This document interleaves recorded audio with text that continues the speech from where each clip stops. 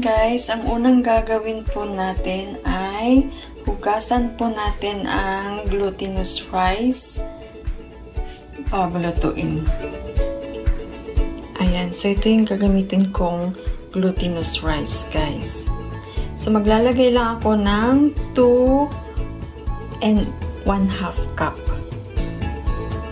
Ayan, dito ko siya ilalagay, guys, kasi ayokong hugasan yung rice direct sa rice cooker na yun.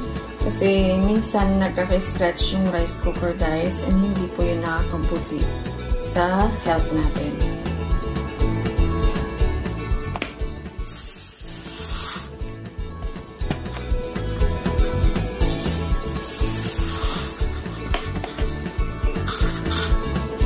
Ayan, guys, half.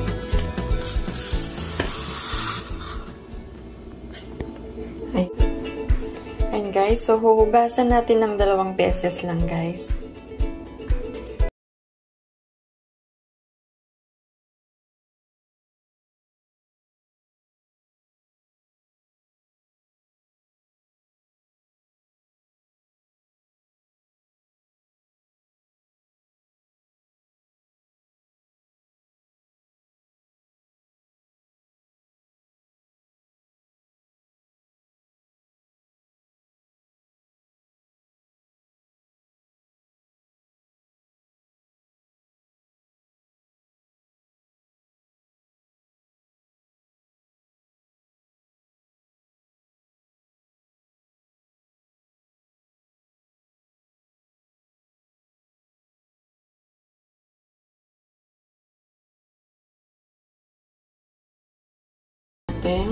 Para pantay siya, guys.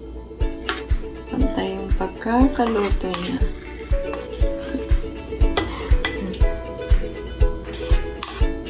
Ayan, guys, lulutuin na natin siya, guys.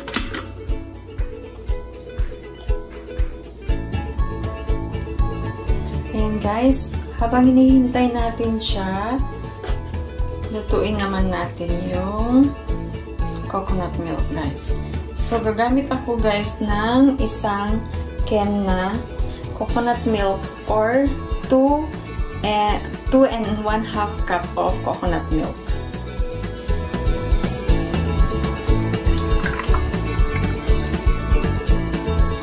At 1 and 1/4 cup of brown sugar.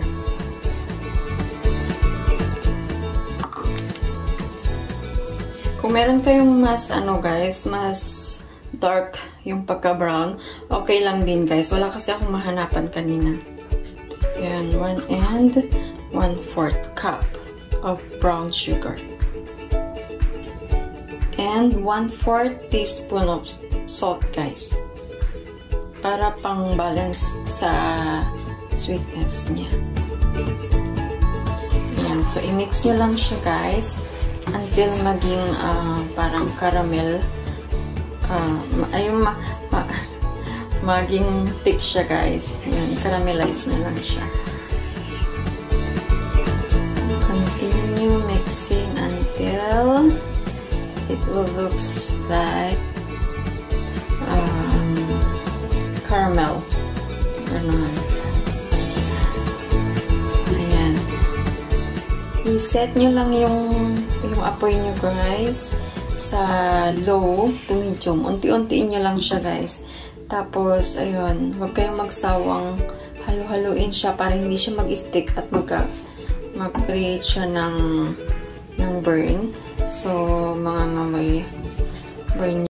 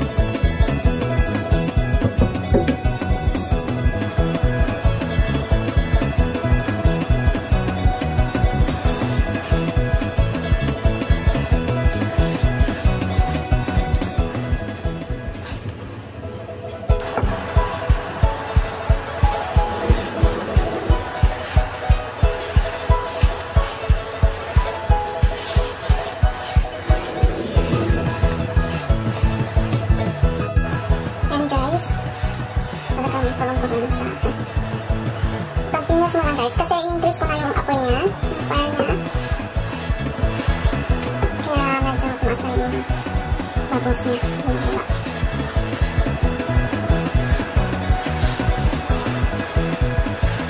Ayan, i-continuous lang ang paghalo-halo hanggang maging darker ng konti. Kasi pag yung sana dark brown, mas okay. I mean, yung dark brown sugar sana ang nakuha ko. Yun, medyo mas okay sana yung kulay niya.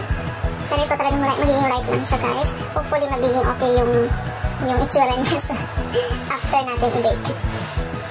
Anyway guys, preheat ko na pala yung oven para after nito, pag ready na siya, ilalagay na lang natin siya sa loob ng oven para i-bake siya, guys. Ayan, medyo lumalapot na ng konti.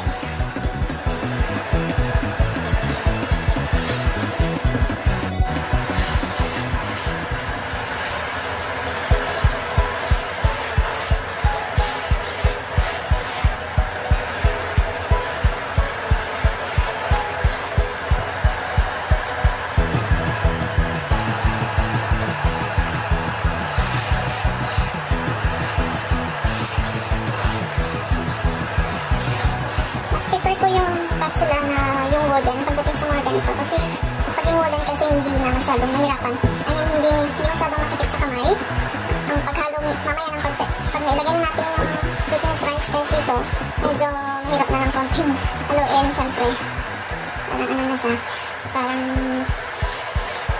chewy na siya.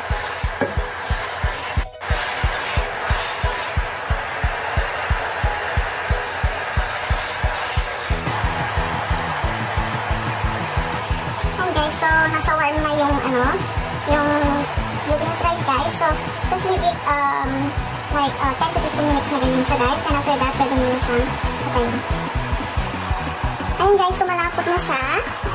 So, kailangan nyo nang i-set yung fire into low, guys. Ayan.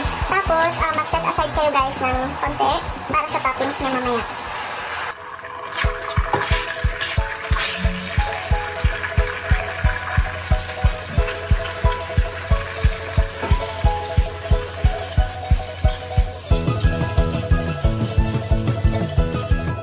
So, ilalagay na natin guys yung glutinous rice dito. Ayan.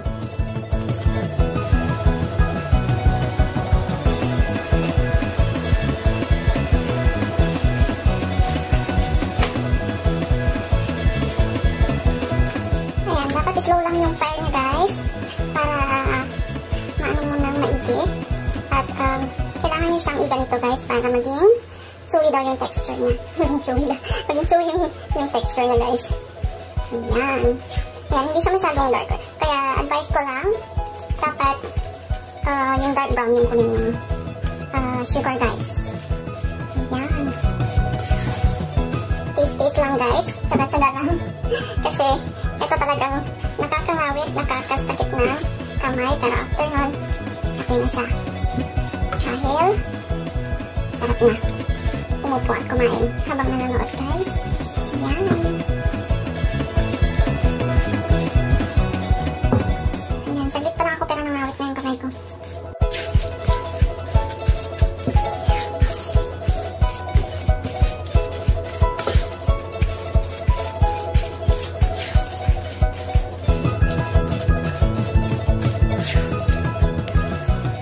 Siguraduhin nyo lang guys na maging even yung kulay niya.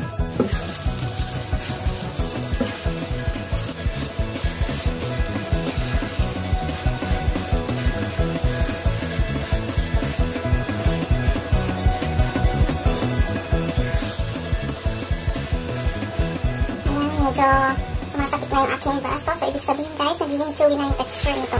Ayan.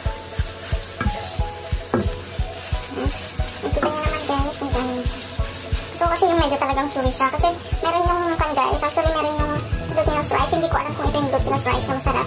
Meron din yung glutinous rice na hindi masarap, guys. Yung basa. Yung kahit na ano. Hindi ko alam i-describe. Hindi ko gusto yung ibang brand ng glutinous rice. So, check ko ito kung ito masarap itong glutinous rice na to. Pag oo, di at least alam ko na susunod. Pero, isang malaking pack, guys, yung nabili ko. Kasi sayang naman yung konti lang yung difference niya dun sa susunod na size. So, yun. Since matagal naman yung expiry niya, kaya kinuha ko na lang yung mas malaki. Anyway, favorite ko naman guys ang kahit na nung malagkit na kanin. So, kung pwede ko naman siyang gawing ibang klase din, hindi lang siya biko, diba? So, yan.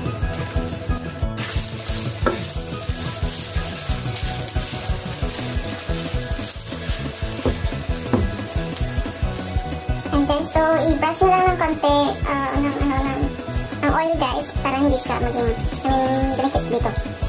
Ayan, so okay na siya guys. Okay na, so pwede na natin siyang ilagay dito sa baking pan. Ayan, so medyo malaki yung aking lagayan guys. Lang kasi ako mas maliit guys, kaya intindihin nyo na ang mag-isa. Solo lang kasi ako dito, so doon ako pinaamo ko, pero hindi naman, nung pinatikman ko siya, gusto din niya ito. Pero syempre, hindi ko ito priority na iluto ko sa kanila guys, kasi hindi naman nila specialty ito. Ayan, so i-flatten nyo lang siya guys, make sure na equal yung thick niya.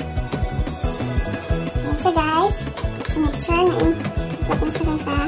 And then ilalagay na natin yung tinabi natin kanina na yung kinaramize natin, yung tinabi natin.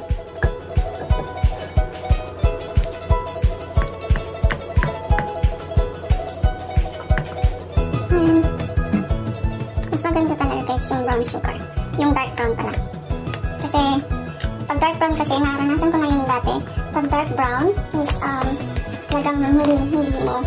Pag once na nilagay mo na yung ito, na-caramelize, yung makikita na yung glutinous rice niya. Pero ito guys, nakikita mo pa rin siya. Pero mamaya, pag pinake mo naman na siya, maging okay na. Pero, for better guys, yung brown sugar, yung dark brown, yung iaano nyo. Ayan, so pwede na natin siyang i-bake guys. Ayan, kailangan maging even din yung ano. Ayan, so prinihit ko kanina yung oven guys ng 175 degrees. At i-bake natin siya guys in 30 minutes.